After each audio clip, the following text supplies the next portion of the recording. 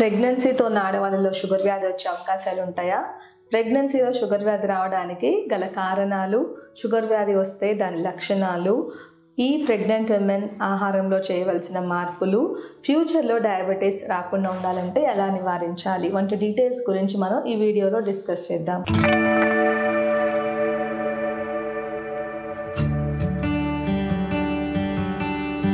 Hi, నేను doctor Deepti కారేటి immense clinics నుండి. ప్రెగ్నెన్సీలో వచ్చే షుగర్ వ్యాధిని రెండు రకాలుగా పిలుస్తూ ఉంటాం. ఇందులో మొదటిది జెస్టేషనల్ డయాబెటీస్, రెండవది ఓవర్ట్ డయాబెటీస్.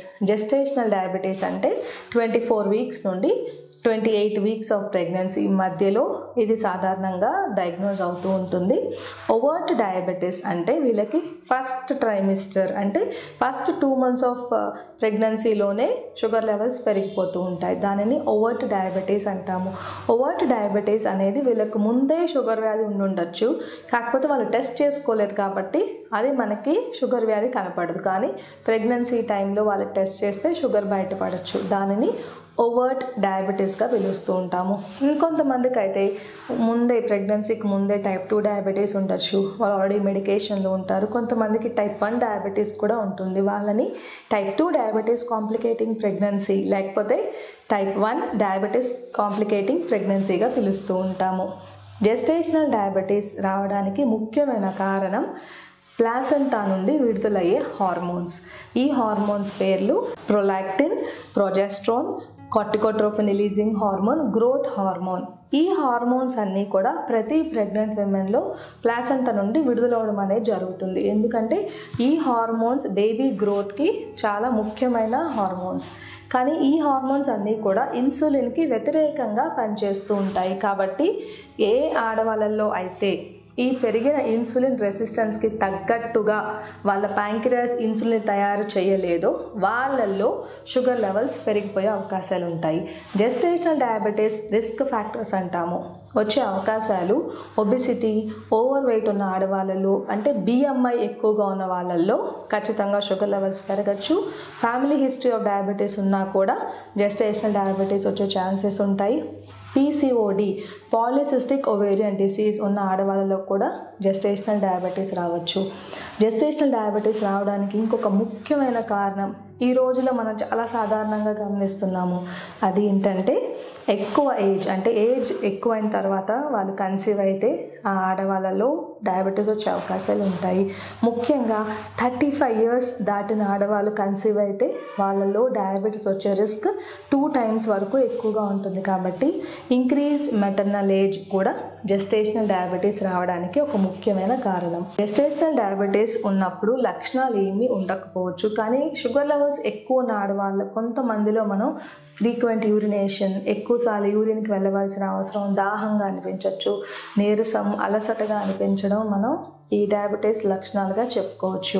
జెస్టేషనల్ డయాబెటీస్ నిర్ధారించాలంటే కొన్ని రక్త పరీక్షలు చేయాల్సి ఉంటుంది. ఇందులో మొదటిగా చేసేది 50 grams oral glucose tolerance test. అంటే వాళ్ళు ఓపీడీకి వచ్చినప్పుడు 50 grams ఆఫ్ గ్లూకోజ్ని ఒక గ్లాస్ వాటర్లో కలిపి ఆడవాళ్ళు తాగితే 1 hour తర్వాత బ్లడ్ టెస్ట్ చూస్తే 135 కన్నా ఎక్కువ ఉంటే షుగర్ లెవెల్స్ ఉన్నట్టు వాళ్ళకి సెకండ్ లెవెల్ టెస్ట్కి రిఫర్ చేయడం అనేది జరుగుతుంది. ఈ సెకండ్ లెవెల్లో 100 grams ఆఫ్ గ్లూకోజ్ ఇస్తారు. ఈ ఆడవాళ్ళు ఫాస్టింగ్లో హాస్పిటల్కి రావాల్సి ఉంటుంది.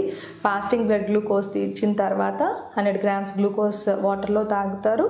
1 hour తర్వాత బ్లడ్ టెస్ట్ చేస్తారు. 2 hours తర్వాత కూడా బ్లడ్ టెస్ట్ చేయడం అనేది జరుగుతుంది.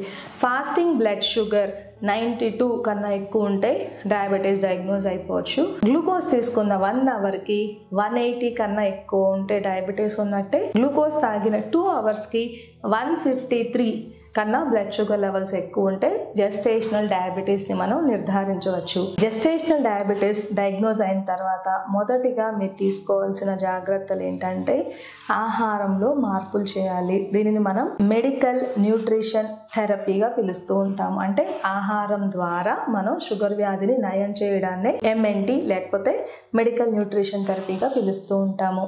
ఇందులో మనం ముఖ్యంగా గమనించవలసింది రికమెండెడ్ డైటరీ అలవెన్సెస్. అంటే ఒక ప్రెగ్నెంట్ లేడీ ఎంత క్యాలరీస్ ఒక రోజులో తీసుకోవాలి, ఎన్ని గ్రామ్స్ ఆఫ్ కార్బోహైడ్రేట్స్ తీసుకోవాలో మనం జాగ్రత్తగా గమనించాలి. ఎందుకంటే టైప్ 2 డయాబెటీస్ ఉన్న వాళ్ళు వేరు, ప్రెగ్నెంట్ విమెన్ వేరు.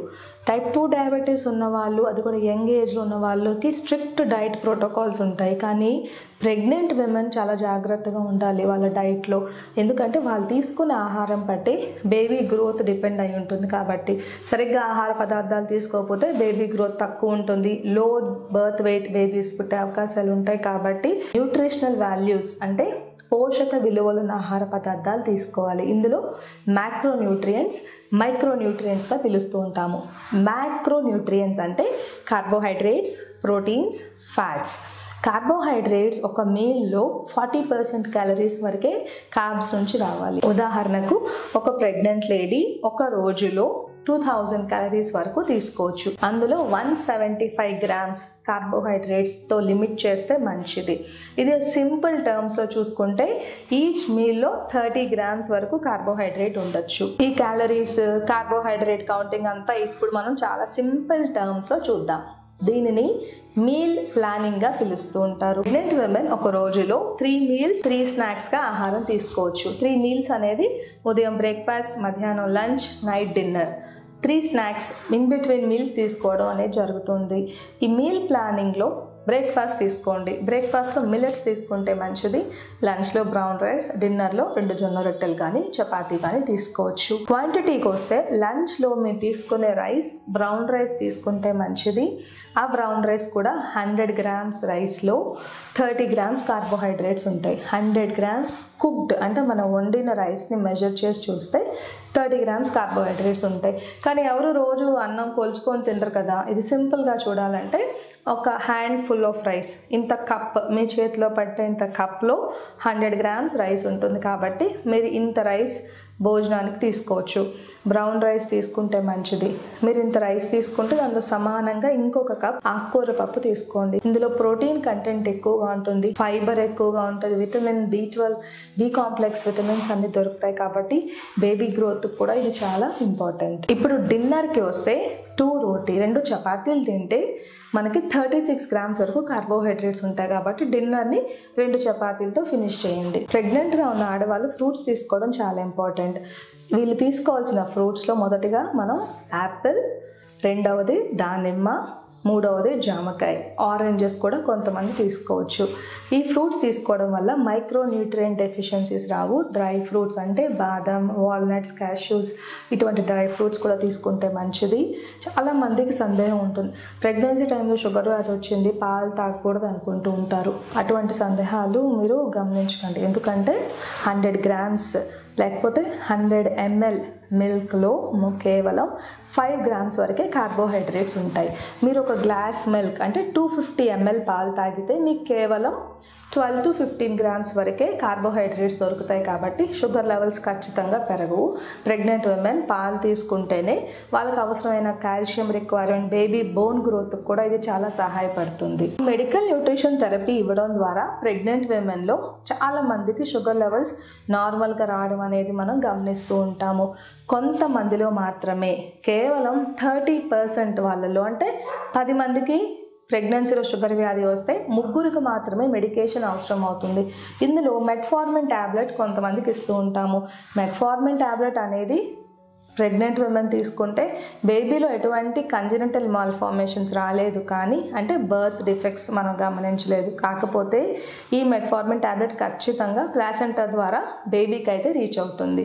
వాళ్ళకి లాంగ్ టర్మ్ ఎటువంటి హెల్త్ రిస్క్లు వస్తాయి అనేది ఇంకా పరిశోధనలో తెలియాల్సి ఉంది. కాబట్టి ప్రెగ్నెంట్ విమెన్కి షుగర్ లెవెల్స్ పెరిగిపోతే మేము యూజువల్గా ఇన్సులిన్ని ప్రిఫర్ చేస్తూ ఉంటాం. ఎందుకంటే ఇన్సులిన్ వల్ల బేబీకి ఎటువంటి సైడ్ ఎఫెక్ట్స్ ఉండవు. కాబట్టి ప్రెగ్నెంట్ విమెన్కి ఇన్సులిన్ ట్రీట్మెంట్ అది కూడా అవసరమైన వాళ్ళలో ఇవ్వడం అనేది జరుగుతుంది. ఈ ఇన్సులిన్ ఎన్ని యూనిట్స్ ఇవ్వాలి అనేది వాళ్ళ blood sugar level, type of blood sugar, కొంతమందిలో ఫాస్టింగ్ బ్లడ్ షుగర్ ఎక్కువ ఉండొచ్చు, వాళ్ళకైతే నైట్ టైం బేసల్ ఇన్సులిన్ ఇస్తూ ఉంటాం. కొంతమందిలో ఆహారం తినగానే షుగర్ లెవెల్స్ పెరిగిపోవచ్చు, వాళ్ళకి ర్యాపిడ్ యాక్టింగ్ ఇన్సులిన్ ఇస్తూ ఉంటాము. కొంతమందికి ఫాస్టింగ్ బ్లడ్ షుగర్ ఎక్కువ ఉంటుంది, ఆహారం తీసుకున్న తర్వాత కూడా బ్లడ్ షుగర్ లెవెల్స్ పెరిగిపోతాయి. కాబట్టి వీళ్ళకి బేసల్ బోలస్ రెజిమెన్ అంటే 4 times ఇన్సులిన్ చేసుకోవాల్సి ఉంటుంది. ఇన్సులిన్ తీసుకున్న, డైట్ చేసిన, మెట్ఫార్మిన్ ట్యాబ్లెట్ వాడిన ప్రెగ్నెంట్ విమెన్ ఒకటి గుర్తుపెట్టుకోవాలండి, ప్రెగ్నెన్సీ టైంలో షుగర్ లెవెల్స్ చాలా టైట్గా కంట్రోల్ చేయాల్సి ఉంటుంది. ఫాస్టింగ్ బ్లడ్ షుగర్ 95 లోపు ఉండాలి. ఆహారం తీసుకున్న 1 అవర్కి 140 లోపు మాత్రమే ఉండాలి. 2 గంటల తర్వాత 120 లోపు మాత్రమే బ్లడ్ షుగర్ లెవెల్స్ మెయింటైన్ చేయగలిగితే మనం డయాబెటీస్ కాంప్లికేషన్స్ అన్ని నివారించుకోవచ్చు. ఈ డయాబెటీస్ కాంప్లికేషన్స్ కేవలం మదర్కి కాదు, బేబీకి కూడా కాంప్లికేషన్స్ రావడం మనం గమనిస్తూ ఉంటాము. బేబీస్లో అయితే లార్జ్ ఫర్ జెస్టేషనల్ ఏజ్, అంటే బేబీ ఎక్కువ వెయిట్తో పుట్టచ్చు.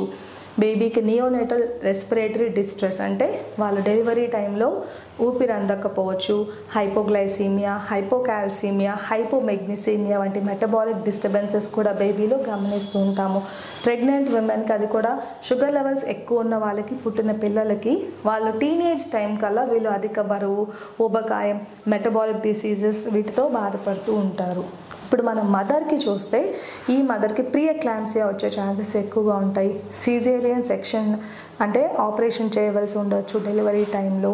ఈ ప్రెగ్నెంట్ విమెన్కి ఫ్యూచర్లో డయాబెటీస్ రావచ్చు, హార్ట్ డిసీజెస్ రిస్క్ కూడా పెరుగుతుంది. కాబట్టి మనం డయట్, ఆహారంలో మార్పులు, మెడిసిన్ వాడుకొని షుగర్ లెవెల్స్ నార్మల్గా పెట్టుకుంటే ఈ కాంప్లికేషన్స్ అన్నిటినీ మనం నివారించుకోవచ్చు.